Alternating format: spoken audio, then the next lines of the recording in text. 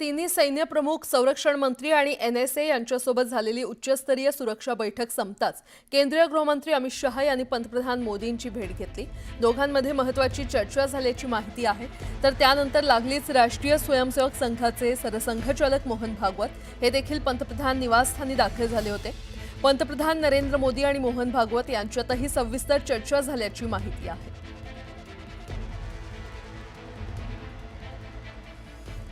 गेल्या 22 एप्रिल रोजी पहलगाम इथे झालेल्या दहशतवादी हल्ल्यानंतर बुधवारी पहिल्यांदाच केंद्रीय मंत्रिमंडळाची बैठक होणार आहे। पंतप्रधान नरेंद्र मोदी यांच्या अध्यक्षतेखाली बुधवारी सकाळी 11 वाजता ही बैठक बोलावण्यात आलेली आहे।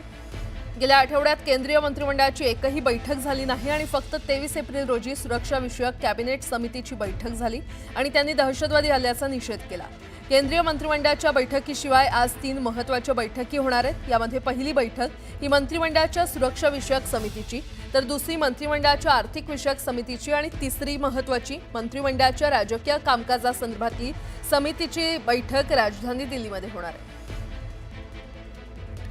आणि या संदर्भात अधिक माहिती देत आहेत आमचे प्रतिनिधी प्रशांत लीला रामदास आपल्यासोबत जोडले गेलेले आहेत। प्रशांत, आज 3 महत्त्वाच्या बैठकी, काय अपडेट? बरोबर आहे। 3 म्हणण्यापेक्षा 4 महत्त्वाच्या बैठकी आहे। एक तर कॅबिनेटची बैठक आहे, म्हणजे केंद्रीय मंत्रिमंडळाची बैठक पंतप्रधान नरेंद्र मोदी यांच्या अध्यक्षतेखाली होईल। त्यानंतर केंद्रीय सुरक्षा विषयक समिती जी आहे ती पंतप्रधान नरेंद्र मोदींच्या अध्यक्षतेखाली ही बैठक होईल, जी मंत्रिमंडळाची समिती आहे। त्यानंतर तिसरी महत्वाची बैठक म्हणजे केंद्रीय समितीच्या आर्थिक विषयक समितीची बैठक होईल, ज्यामध्ये कशा पद्धतीने पाकिस्तानवरती त्यांच्या आर्थिक अडचणी वाढवायच्या किंवा आर्थिक कशा पद्धतीने त्याच्यावर जे व्यवहार होतात ते कसे थांबवायचे, बाजारपेठा कशा थांबवायच्या, व्यापार कसा थांबवायचा या संदर्भात निर्णय होण्याची शक्यता आहे। त्यानंतरची चौथी अत्यंत महत्वाची बैठक म्हणजे कशा पद्धतीचं धोरण, राजकीय धोरण असावं भारत सरकारचं आणि त्यासाठी सर्व राजकीय पक्षांना कसं सोबत घ्यायचं या संदर्भात निर्णय घेण्याकरता केंद्रीय संरक्षण मंत्री राजनाथ सिंग यांच्या अध्यक्षतेखाली सीसीपीए, ज्याला cabinet committee on parliament affairs असं समजलं, ज्याचा अर्थ असा होतो की मंत्रिमंडळाच्या राजकीय कामकाजा संदर्भातली ही बैठक होणार आहे। या 4 महत्वाच्या बैठकी आज राजधानी दिल्लीत होणार आहे। या 4ही महत्वाच्या बैठकींमधून महत्वाचे निर्णय देखील अपेक्षित आहेत। स्टुडिओ बरं प्रशांत, अपडेट घेत राहू। तुर्तास धन्यवाद या सविस्तर माहितीसाठी। दरम्यान ते जमिनीवरून हल्ला करतील की आकाशातून, सागरी किनारी मार्गे राजधानी मध्ये घुसणार तर नाहीत ना, आणि अशा अनेक प्रश्नांनी पाकिस्तानची झोप उडाली आहे। भारत आता पाकिस्तानला सडेतोड उत्तर देण्यासाठी निर्णायक तयारी करतोय। स्वप्नातही विचार केला नसेल असा धडा शिकवण्याचा इशारा पंतप्रधान नरेंद्र मोदींनी दिलाय। त्यामुळे आता भारत कोणकोणत्या पर्यायांचा वापर करणार या विचारानं पाकिस्तानी लष्कर आणि नेत्यांना पळताभुई थोडी झाली आहे। राफेल विमानांनी एअर स्ट्राईक, सर्जिकल स्ट्राईक, क्षेपणास्त्र हल्ले आणि सागरी नाकेबंदी असे एक ना अनेक पर्याय सध्या भारतासमोर आहेत। पहलगाममधील दहशतवादी हल्ल्यानंतर संपूर्ण भारतात संतापाची लाट आहे। तर पहलगाम हल्ल्याचा बदला घेण्याची मागणी होते आणि याच पार्श्वभूमीवर भारतानं पाकिस्तान विरोधात कठोर भूमिका घेतली आहे। जशास तसं उत्तर देण्यासाठी लष्करी आणि राजनैतिक अशा 2 पातळ्यांवर भारतानं पाकिस्तानची घेराबंदी केली आहे। यावेळी पाकिस्तानला कायमची अद्दल घडवण्याचा निश्चय भारतानं केलेला आहे। यासाठी भारतानं कशी तयारी केली आहे आपण ते देखील जाणून घेऊयात। आपण पाहूयात भारतीय सैन्याची तयारी नेमकी कशी आहे। खरं तर जमिनीवर हल्ला करणार की आकाशातून असे अनेक प्रश्न पाकिस्तान समोर उभे आहेत आणि सागरी किनाऱ्यामार्गे राजधानीमध्ये तर घुसणार नाहीत ना, आणि अशा अनेक प्रश्नांनी पाकिस्तानची खरं तर झोप उडाली आहे।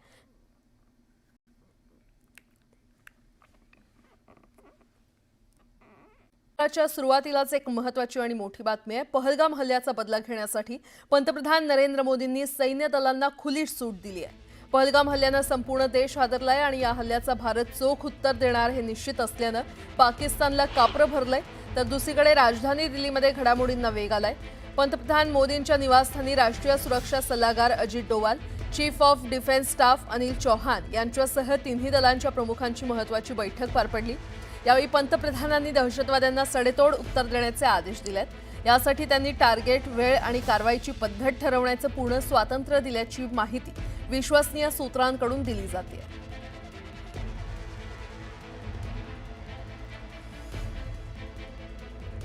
दरम्यान बैठकीमध्ये पंतप्रधान नरेंद्र मोदी सैन्याला उद्देशून काय म्हणालेत आपण पाहूयात। दहशतवादाला सडेतोड उत्तर देणं हाच आपला संकल्प असल्याचं मोदी म्हटलेत। मला सैन्य दलाच्या क्षमतेवर पूर्ण विश्वास असल्याचं देखील ते म्हटलंय. दहशतवाद्यांना सडेतोड उत्तर द्या अशी खुली सूट जवानांना देण्यात आलेली आहे. तर कारवाईसाठी सैन्य दलांना पूर्ण स्वातंत्र्य आहे. लक्ष, वेळ आणि कारवाईची पद्धत सैन्य दलानं ठरवावी असं म्हणत सैन्याला खुली सूट पंतप्रधान नरेंद्र मोदी यांनी दिली.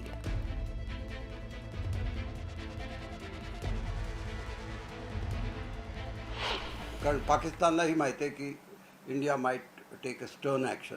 तर अशा परिस्थितीमध्ये एक रूटीन पद्धतीने आपण हे निश्चित करणार नाही हे नक्कीच आहे.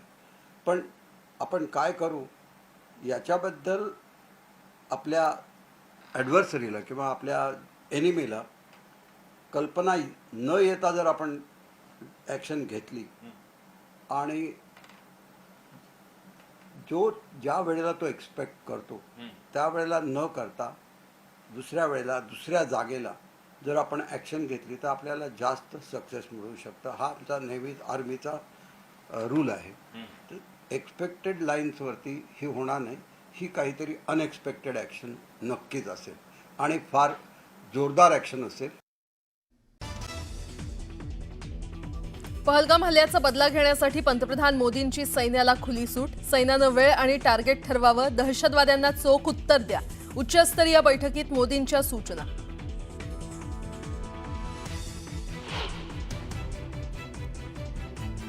राजधानी दिल्लीत हालचालींना वेग. सैन्य दलाच्या बैठकीनंतर गृहमंत्री अमित शहा पंतप्रधान नरेंद्र मोदींची भेट. तर पंतप्रधानांच्या निवासस्थानी मोदी आणि मोहन भागवत यांच्यातही चर्चा.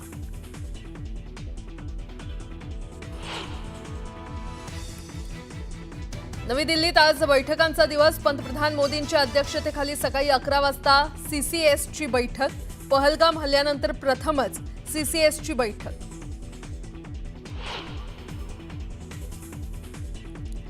आज कॅबिनेट ऑन पॉलिटिकल अफेअर्सची बैठक. पाकिस्तानबाबत महत्त्वाच्या निर्णयावर चर्चेची शक्यता.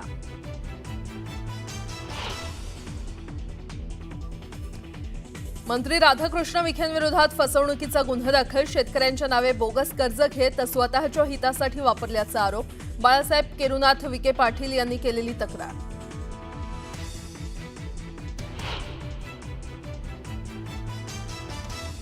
शूर मराठा सरदार रघुजी भोसले यांची ऐतिहासिक तलवार राज्य सरकारनं लंडनमधल्या लिलावात घेतली विकत. तलवारीसाठी सरकारनं मोजले 47,15,000 रुपये.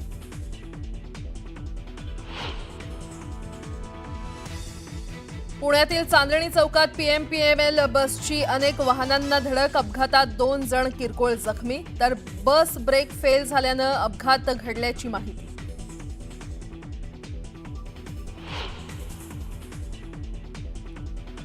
मराठमोळे बी.आर. गवई होणार सर्वोच्च न्यायालयाचे सरन्यायाधीश. गवईंच्या नावाला राष्ट्रपती मुर्मूंकडून मंजुरी.